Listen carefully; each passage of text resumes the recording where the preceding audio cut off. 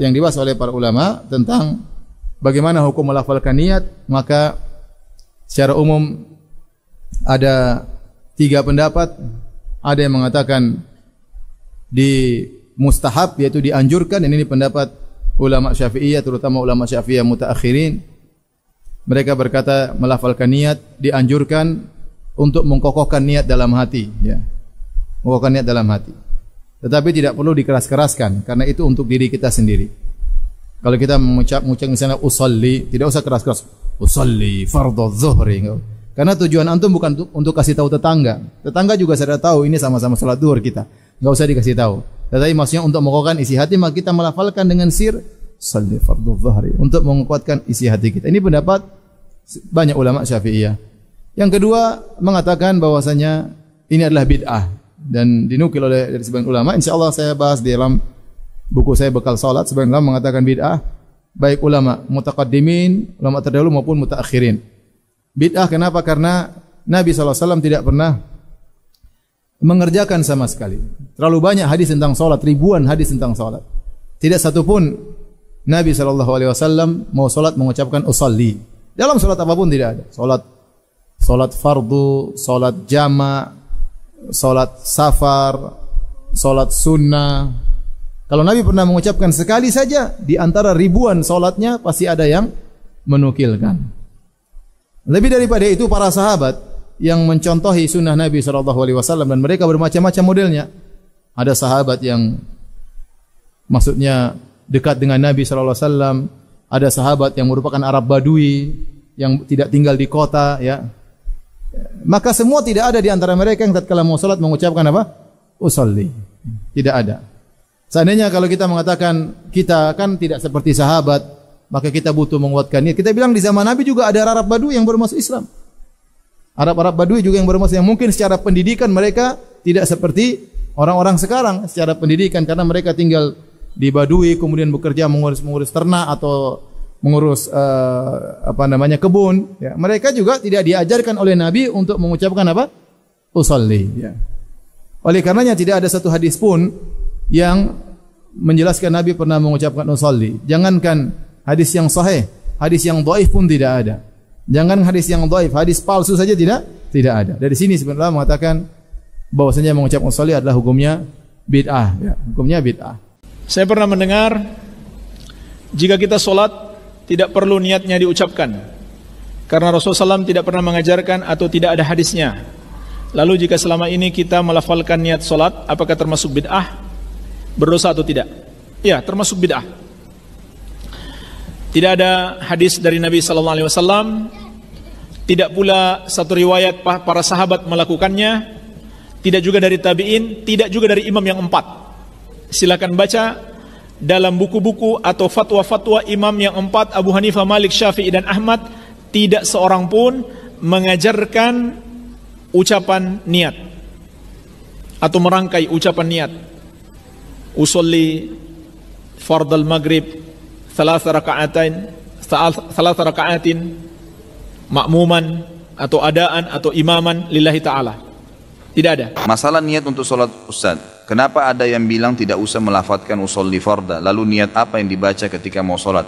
Memang itu tidak pernah ada contoh dari Nabi SAW, makanya kita tidak lakukan, gitu kan? Pernahkah ada sebuah hadis dari Nabi SAW, Nabi mengatakan kepada para sahabat, kalau kalian mau sholat bacalah usolli farda, salatid duhur dan seterusnya? Belum pernah ada satupun riwayat. Semua bab sholat membahas masalah itu. Dan sudah pernah saya jelaskan, ini hanya karangan dari sebagian orang-orang dari Al-Azhar di Mesir yang mengatakan perlu menguatkan niat dalam hati dengan lafaz, gitu kan? Tapi mereka mengatakan, ini pun teman-teman yang mengatakan mengucapkan usolli farda ini, mereka mengatakan ini adalah pelengkap niat dalam hati. Jadi kalau ada orang sholat, niat dalam hati mau sholat duhur, Allahu Akbar, dia lupa dengan lafaz lisannya, maka sah sholatnya. Tapi kalau ada orang mengatakan usolli farda salatid duhur, tapi hatinya enggak niat sholat, enggak sah, gitu kan? Tapi jumhur ulama mengatakan karena tidak pernah ada hadis yang menyebutkan lafaz niat dengan lisan, maka mengatakan niat dalam hati. Misal tadi Anda mau sholat isya, begitu imamnya Allah Akbar, kita terlintas mau sholat isya dan berjamaah, selesai. Dan kita sudah tahu kita jadi makmum, tidak usah bilang lagi makmuman. Yang imam sudah tahu jadi imam, tidak usah lagi mengatakan imaman. Memang sudah begitu ya, yang harus kita lakukan. kaji malam ini adalah bahwa siapa yang pakai usolli solatnya tidak sah. Usolli itu kan mengingatkan hati. Bagi yang hatinya sudah kuat tak perlu pakai usolli. Allahu Akbar. Tapi ada yang hatinya was-was. Kenapa dia was-was? Karena terlalu banyak nonton was-was. Anda belum was-was sebelum nonton was-was. Dia kalau tak pakai usolli hatinya was-was. Allahu Akbar. Salat maghrib atau salat isya? Salat qobliyah atau salat ba'diyah? Salat mukim apa salat musafir? 2 rakaat apa 3 rakaat? Maka untuk menolak was-wasnya dia pun pakai usolli. Usolli fardal maghribi salasa rakaatin adaan ma'muman lillahi ta'ala. Allahu Akbar. Yang pakai usolli sah, yang enggak pakai usolli sah. Jangan saling mengejek. Ini antara usolli tak usolli menunjukkan di dalam masjid. Kata yang pakai usolli kuat-kuat, usolli fardal maghribi. Kata yang enggak pakai usolli, enggak pakai usolli. Di tengah ada preman baru tobat. Preman baru tobat nengok.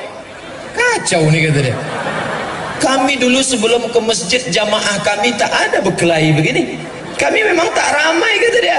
Tapi kami solid 4 orang. 1, 2, 3, 4. Jamaah gaplek. 1 sakit. Oh yang 3 ni datang bawa jeruk. Mudah-mudahan cepat sehat ya. Udah lama kita tak main.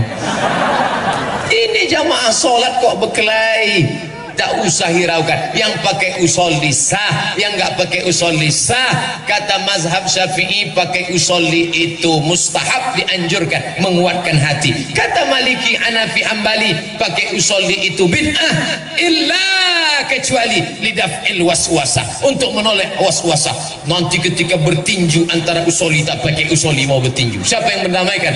Masuk Pak Polisi. Kenapa nih? Gara-gara usolli Pak. Yang pakai usolli sah menurut mazhab Syafi'i hukumnya mustahab. Yang enggak pakai usolli sah karena hatinya sudah kuat. Jangan kalian berkelahi. Adapun yang pakai usolli untuk menolak waswasah enggak apa-apa. Melomok jamaah. Pak Polisi kok tahu? Baru ngaji siang tadi. Makanya ada namanya di dalam dunia kepolisian itu adalah manajemen konflik. Sekarang Pak Polisi, Pak Tentara perlu tahu tentang konflik umat beragama, bukan antara Kristen dengan Islam. Lafaz ini sebetulnya tidak diatur dalam kalimat-kalimat yang khusus. Ya, kenapa? Karena dikaitkan dengan ibadah yang dikerjakan. Karena itu sepanjang lafaznya ada untuk menguatkan, silahkan. Makanya orang Arab pakai bahasa Arab. Sholli fardhas subhi. Ya kan? Rak'ataini mustaqbilal qiblati imaman lillahi ta'ala. Allahu akbar. Arab. Di hatinya juga begitu. Jelas ya?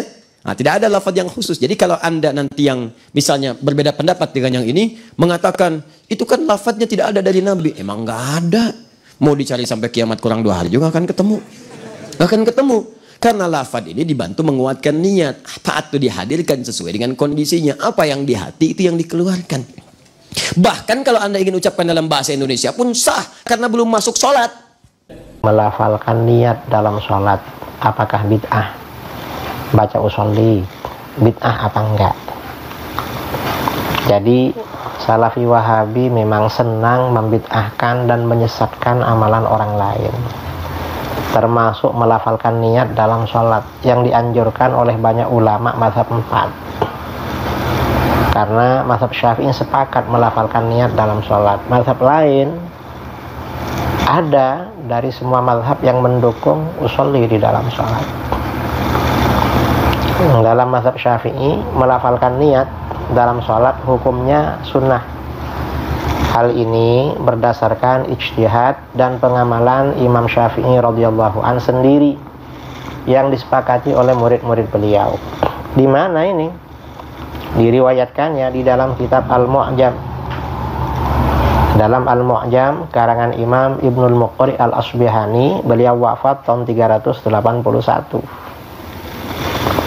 Nah, di dalam kitab ini ya, beliau menyebutkan akhbarana Ibnu Khuzaimah, haddatsana Ar-Rabi' qala kana Asy-Syafi'i idza arada an yadkhula fi shalah qala bismillah muwajjihan li baitillah muaddiyan li fardillah azza wa jalla Allahu akbar. Jadi kata beliau, Ar-Rabi' berkata, jadi Imam Ibnul Muqri ini dapat kabar dari Ibnu Khuzaimah, gurunya Imamul A'immah. Beliau dari Imam Ar-Rabi.